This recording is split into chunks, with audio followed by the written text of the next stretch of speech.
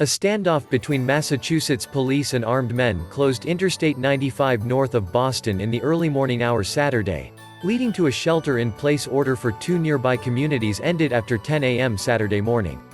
Police announced on Twitter around 10:30 a.m. that all 11 suspects involved in the standoff were in custody, including 2 arrested earlier in the morning. Shelter-in-place orders for the residents of Wakefield and Reading were lifted following the arrests. The 2 vehicles were swept by Massachusetts State Police's bomb squad to check for possible explosive devices before they were towed from the highway.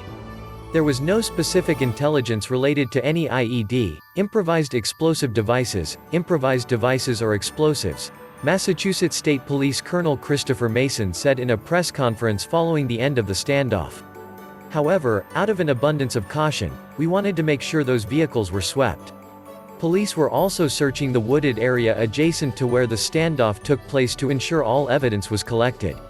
2 suspects were hospitalized, but police said it was for pre-existing conditions that had nothing to do with the standoff, the Associated Press reported.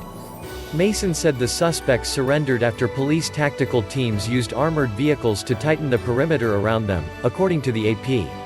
What led to the standoff on Interstate 95? In a video posted to YouTube by the account Rise of the Moors, a man clad in camouflaged clothing and a helmet recorded himself giving an account of the incident, stating the men were breaking no laws.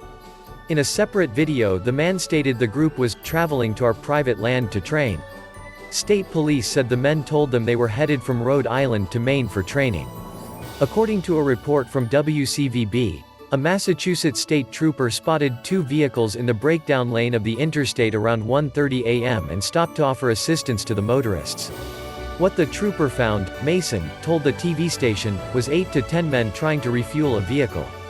The men were wearing tactical-style gear and armed with both rifles and pistols, Mason stated. The responding trooper called for backup and asked the men to identify themselves. Instead, a number of the men moved into the woodline with their firearms, Mason stated. They are refusing to comply with orders to provide their information and put down their weapons, said Massachusetts State Police spokesperson David Procopio. Moorish American Indigenous people. Coverage from Rhode Island in 2019.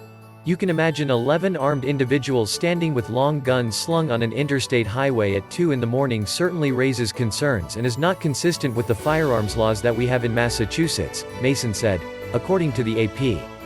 He said he understood the suspects, who did not have firearms licenses, have a different perspective on the law.